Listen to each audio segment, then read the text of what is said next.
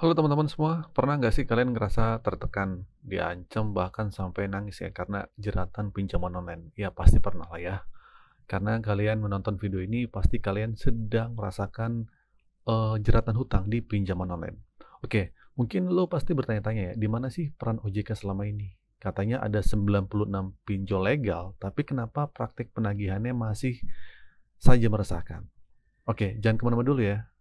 Karena kita akan bahas tuntas kenapa banyak dari kita merasa OJK seakan tutup mata dan apa sebenarnya yang bisa lu lakuin. Lu tahu nggak, per Juni ini ada 96 pinjol legal OJK.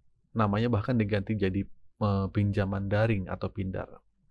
Nah, ini belum termasuk pay letter gitu. Tapi coba deh lihat kenyataannya di lapangan.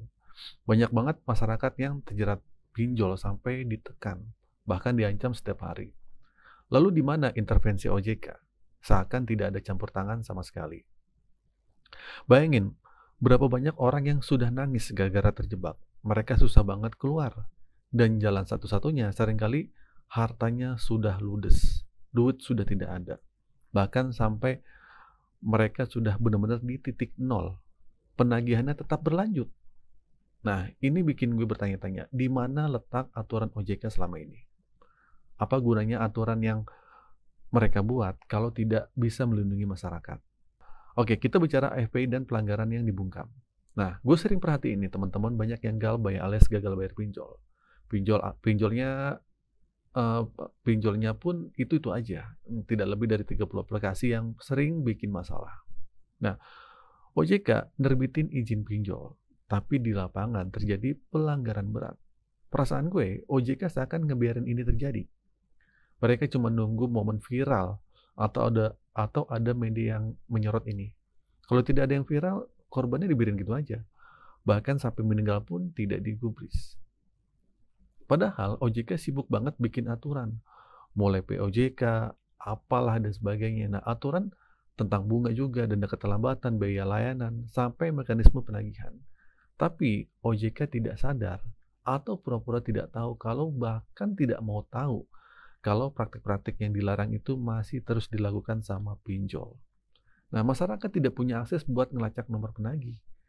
Ketika kita ngelaporin keluhan ke OJK, mereka cuma ngelempar ke pihak aplikasi masing-masing. Harusnya ketika masyarakat ngelaporin ke OJK, jangan cuma dilempar ke aplikasi. OJK itu harus didampingi debitur dan ngelakuin penyelidikan internal. Ini baru namanya benar.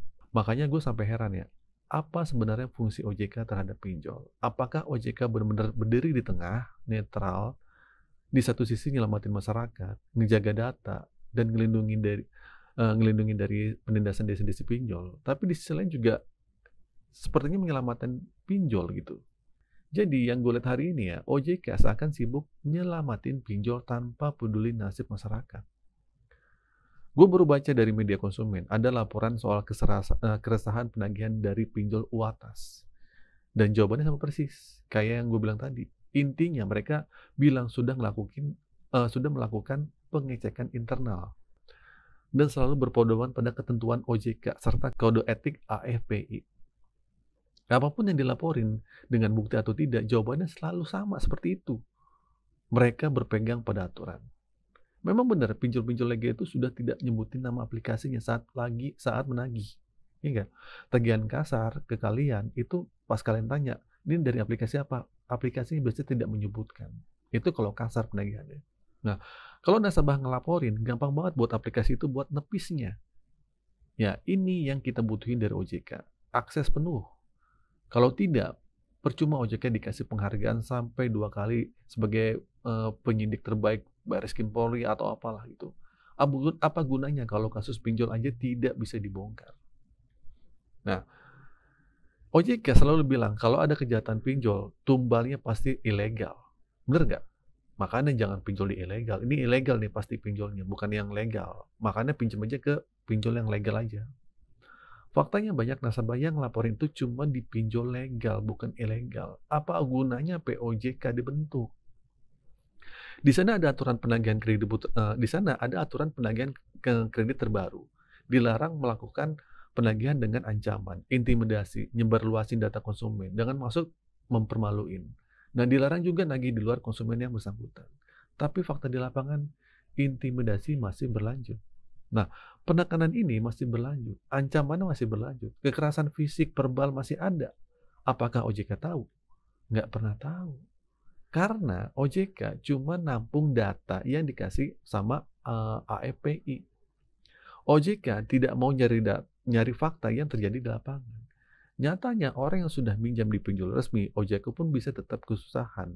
Bunga tinggi, biaya keterlambatan besar, potongan biaya layanan besar, penagihan tidak beretika. Ini pasti mereka dapetin, asal sudah minjem ke pinjaman online. Di mana letak POJK ini, ya nggak?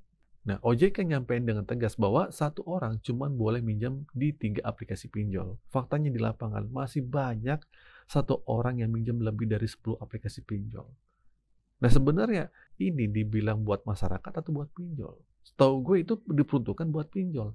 Harusnya pihak pinjol tidak nyairin lagi pinjaman kalau sudah nyampe batas. Nah, kenyataan yang terjadi, mereka tetap nyairin.